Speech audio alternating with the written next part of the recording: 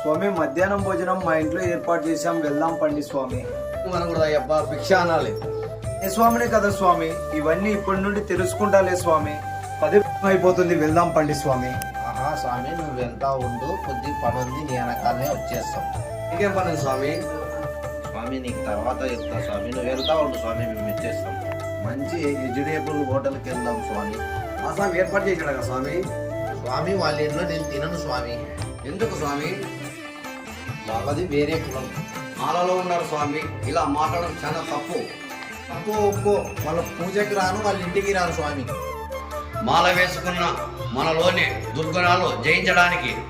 అలాంటిది మాల వేసిన తర్వాత కూడా ఇలా కులము పిచ్చి పెట్ట ఆ స్వామి కూడా క్షమించడు. స్వామి నేనైతే తప్పకుండా వెళ్తా.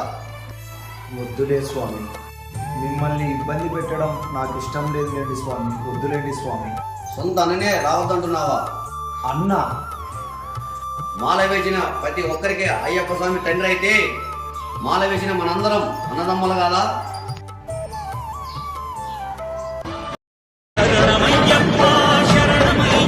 నేను వస్తున్నాను సార్.